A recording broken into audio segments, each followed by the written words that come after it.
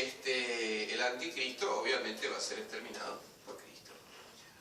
Las 7 plagas que están simbolizadas por las 7 copas. Vi en el cielo otra señal grande y sorprendente, 7 ángeles con 7 plagas, las postreras.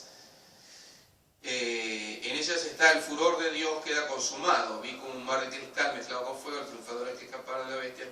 Después otro miré y fue abierto el cielo, el templo abierto, y del templo salieron 7 ángeles que tenían 7 plagas, y los 7 ángeles tenían 7 copas de oro rebosantes de la ira de Dios. Entonces acá viene simplemente el castigo divino.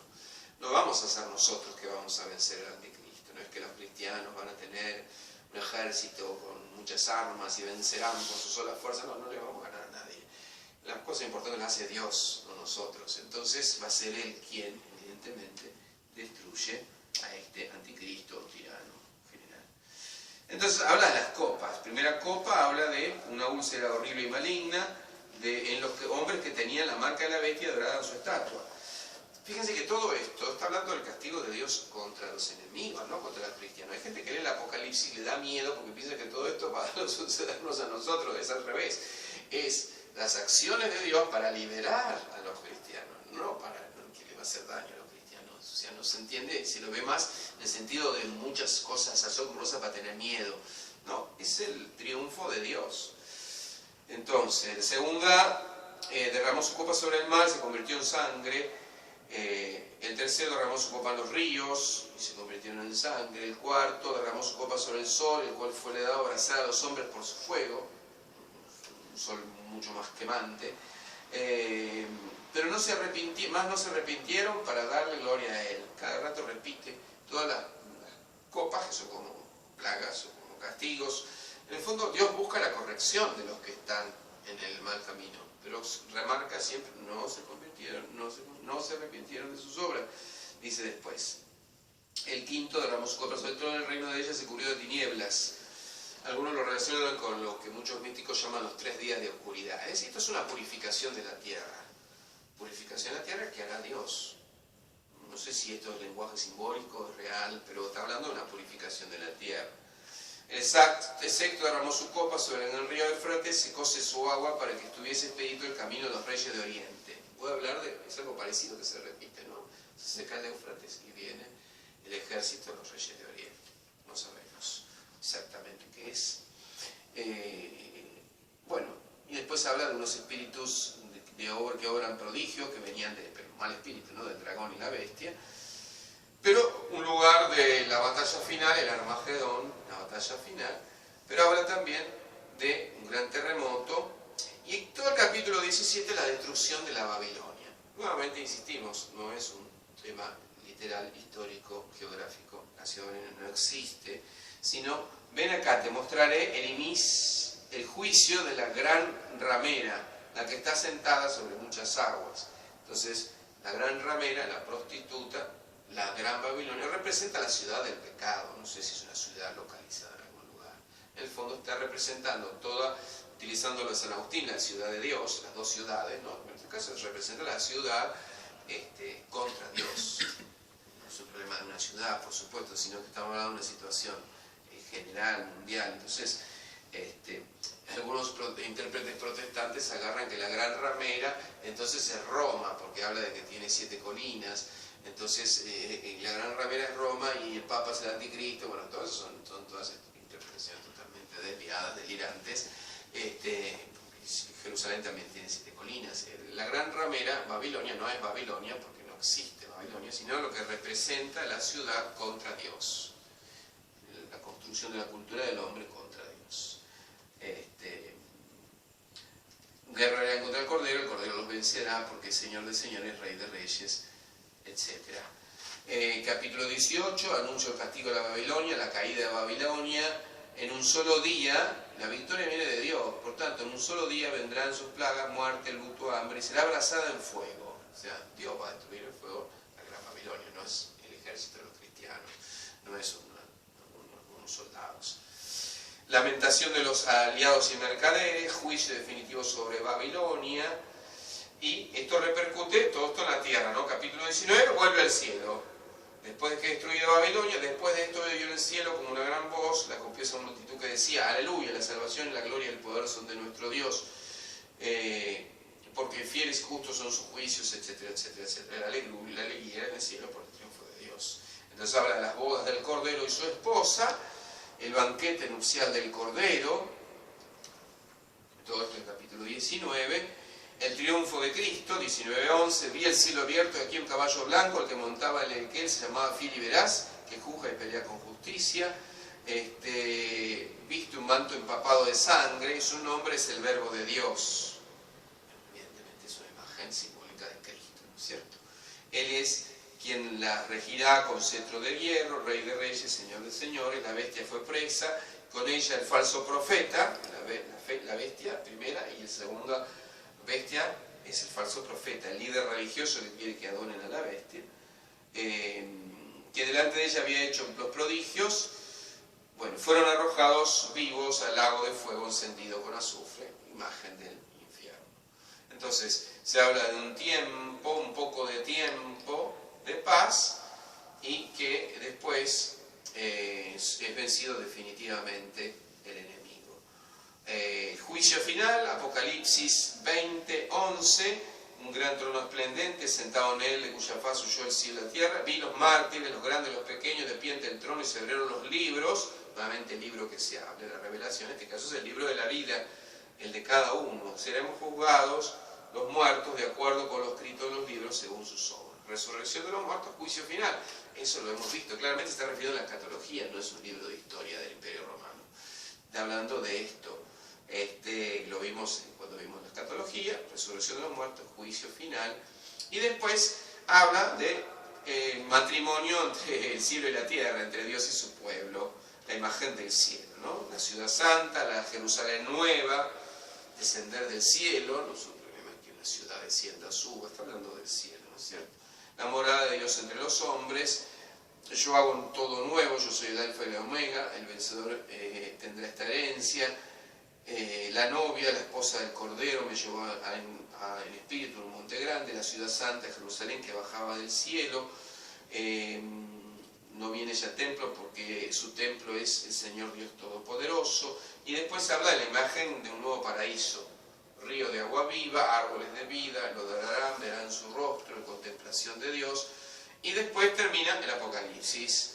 Mirad que vengo pronto, bienaventurado el que guarda sus palabras, la profecía de este libro, termina diciendo San Juan, y dice que estas palabras no hay que cambiarlas.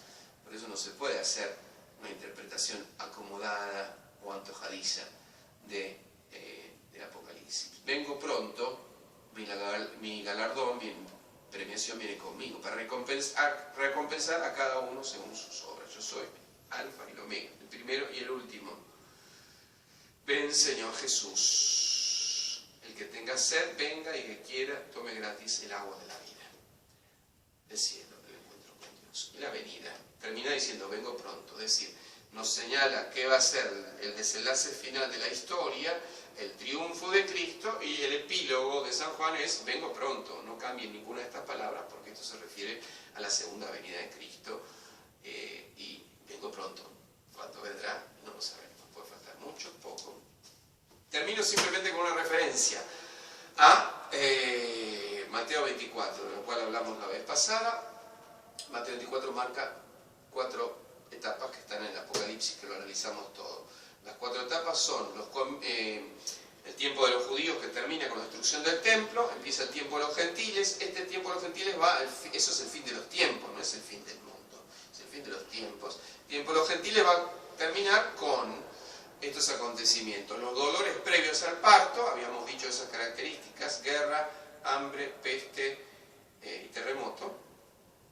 Todo en un sentido de que eso es los dolores de parto. ¿Y cuál es el parto? La gran tribulación, de la cual habla perfectamente Jesús en el discurso escatológico, y habla clarísimamente, la describe San Juan, la gran tribulación, 42 meses, la persecución de los cristianos, persecución más intensa de un tirano más intenso. Eso será la gran tribulación, no es más que eso.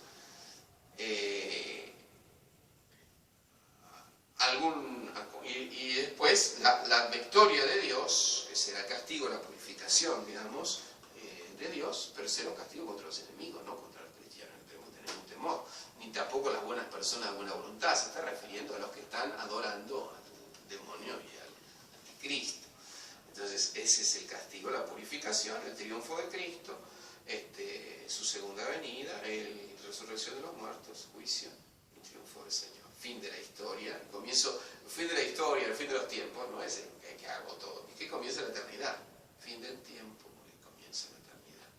Eso es el cielo, es el triunfo de Dios. Y esto llena de esperanza al cristiano. Pero no es solo un libro de esperanzas, el Apocalipsis, una especie de cuento o fábula para llenar de aliento a los cristianos durante las persecuciones de todas las épocas.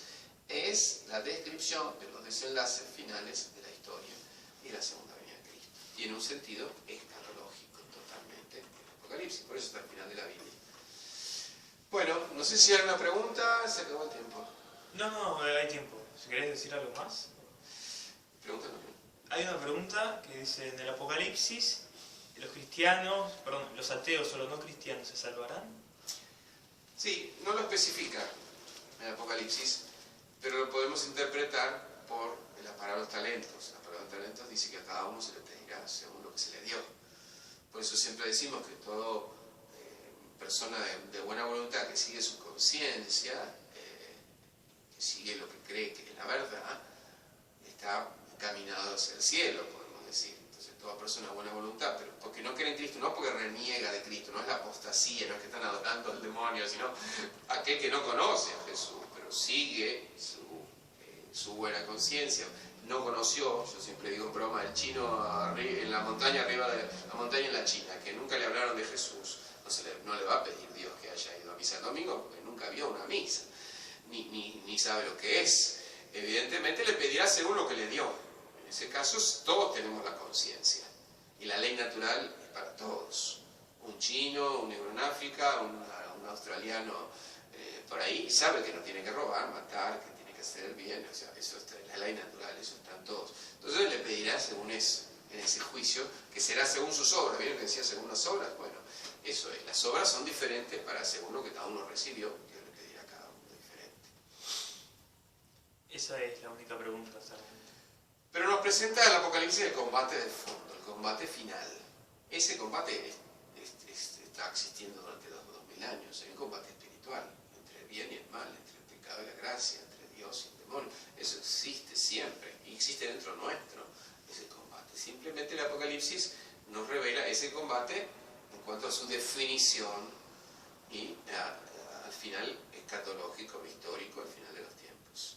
No es un simple libro de aliento a cristianos perseguidos en la época del Imperio Romano, mucho más que eso. No tiene ese significado, sino que tiene un significado totalmente escatológico, por eso lo ponemos como culminación de la escatología.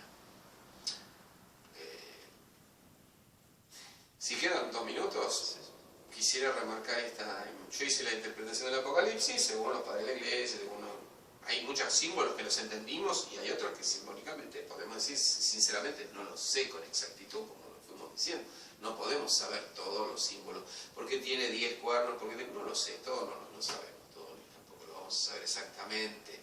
Lo que sí me parece importante es vincular Mateo 24 con Apocalipsis, es el desarrollo de lo mismo. Los dolores de parto, están esas 4 señales que están en el abrir de los 7 sellos, que son los 4 jinetes, eso está clarísimamente, es lo mismo.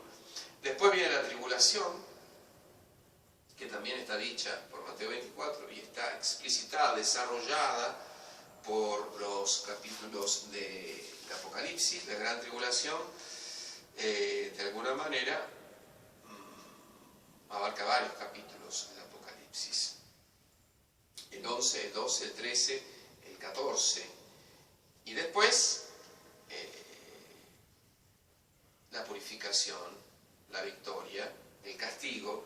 Pero no es un castigo para nosotros, un castigo para los que persiguen a la iglesia. Entonces, las apariciones de Garabandal, el próximo video va a ser tratar de relacionar las apariciones de la Virgen, las visiones de los santos místicos que te hablan de este último tiempo, con de alguna manera esta línea de tiempo que hicimos del Apocalipsis. No sabemos cuándo sucederán las cosas. Si estamos atentos a los dolores de parto,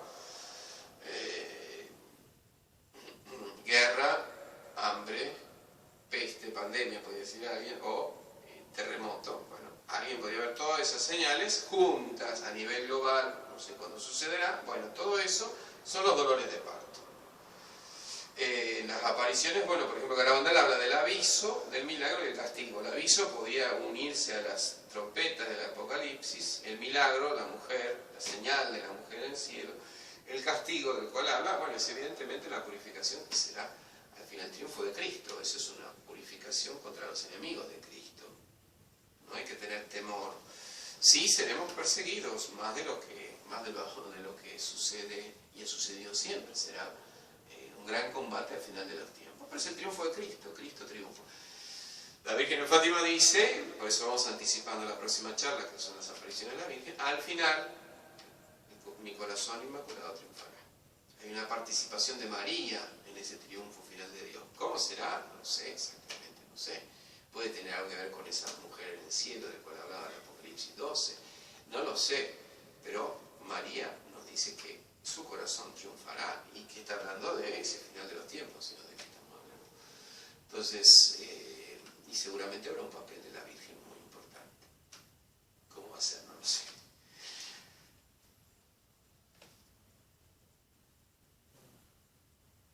Preguntas no quedan, no vemos más.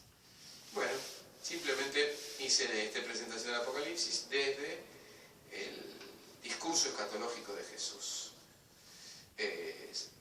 Dolores de parto antes, dolor de parto previos, el dolor de parto cuando la mujer está por dar a luz, el parto que es la gran tribulación y la victoria de Cristo, parucía, segunda venida, está dicho en Mateo 24 y es el mismo desarrollo del Apocalipsis. Bendiciones. ¿Cuándo pasará esto? Puede ser dentro de mucho, dentro de poco, no tengo idea, solo Dios sabe.